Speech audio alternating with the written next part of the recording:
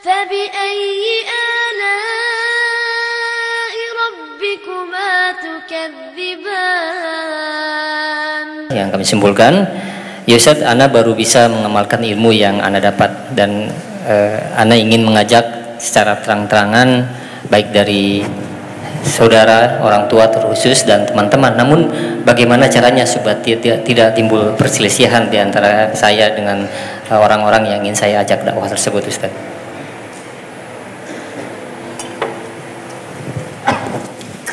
Alhamdulillah. Nah, pertanyaan yang sangat menarik sekali ya. Allah berfirman, wal asri innal insana lafi khusrin illa alladhina amanu wa amilus salihat wa tawasaw bil haqq wa tawasaw bis sabr. Seorang ketika sudah punya ilmu, dia amalkan. Ketika dia mengamalkan, alhamdulillah dia naik tingkatannya menjadi seorang pendakwah, muballigh. Dia sampaikan apa yang dia pelajarin kepada keluarganya, kepada temannya, dan yang terakhir dia bersabar, wa tawasaw bis sabr. Biasanya orang kalau sudah sampai tingkat yang ketiga, mulai berdakwah, dia akan dimusuhin. Caranya baik dimusuhin, caranya buruk tambah dimusuhin. Artinya ketika orang mulai berdakwah, siap untuk dimusuhin, harus siap. Jadi kalau tadi anak takut ada perselisihan, antum mesti berselisih. Tapi yang perlu diperbaikin adalah akhlak dan etika menyampaikan. Nanti antum akan ditanya pada hari kiamat, kenapa fulan kok nggak mau sama ilmu yang kau sampaikan? Ternyata gara-gara si fulannya ini akhlaknya buruk ketika menyampaikan. Imam Syafi'i rahimahullahu ta'ala, dia pernah mengatakan, ta'ammadni binushika fin firadin wa jannibni nasihata fil jama'ah. Kau mau ngasih nasihat aku, jangan di depan orang, sendirian. Kalau engkau tetap ngasih nasihat aku di depan orang, jangan marah kalau aku nggak dengarkan. Karena itu bukan nasihat, itu pelecehan, kata Imam Syafi'i. Itu kata Imam Syafi'i. Maka ketika engkau sudah mau menyampaikan, harus belajar caranya bagaimana. Cara yang pertama, ikhlas lillahi ta'ala. Engkau memang benar menginginkan kebaikan buat orang itu. Yang kedua, akhlak, arif, lemah lembut. Kadang-kala kita kasar jamaah sama orang tua. Ada kadang-kala istri sama suami, suami istri, subhanallah. Tadi itu ada istri yang nggak taat sama suaminya. Akhirnya suaminya nggak mau dikasih tahu. Karena dia melihat istriku sejak ikut pengajian tambah nggak benar menurut dia.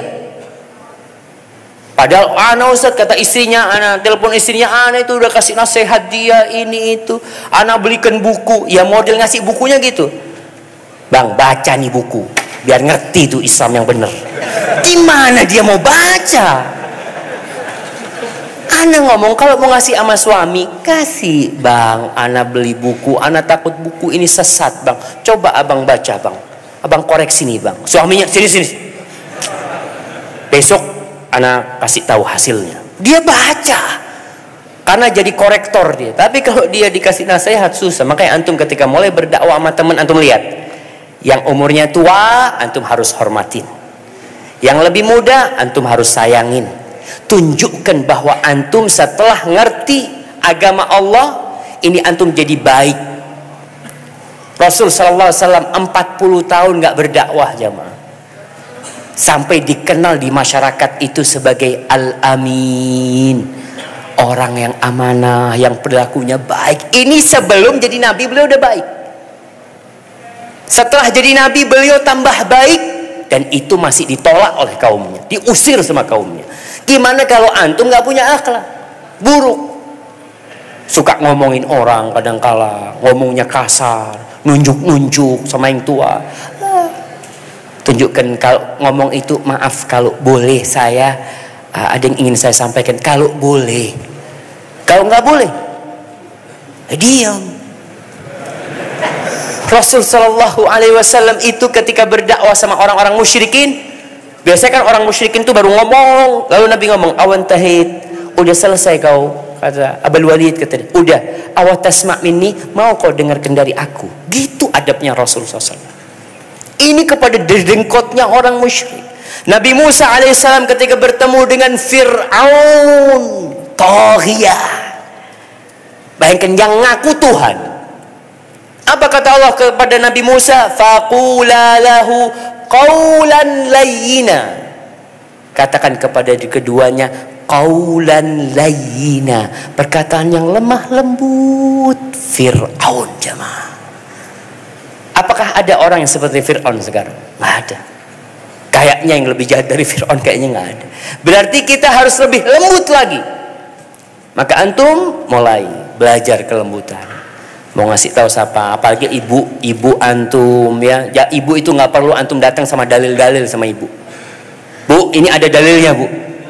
Dalil apaan? Ibu ini nggak ngerti apa-apa, antum kasih dalilnya. Qala Allah Ta'ala, iya. Maka tolonglah antum lihat bersama siapa bicara. Ada sebuah buku. Buku itu bagus sebenarnya. Judulnya, mudah-mudahan udah diterjemahkan. Judulnya itu Asnaful Mad'uin wa kaifiyatu da'watihim. Macam-macam orang yang didakwain dan tata cara mendakwahkan mereka, berdakwahkan Islam kepada mereka. Beda-beda tingkatannya. Orang yang sudah punya ilmu gimana caranya, orang yang masih awam banget gimana, orang yang ateis gimana, orang yang ahlul kitab, orang yang ahli maksiat, macam-macam. Sehingga ketika kita berdakwah itu ada harapan diterima. Jangan cuma ketika berdakwah memiliki keinginan yang penting ana sudah sampaikan. Enggak.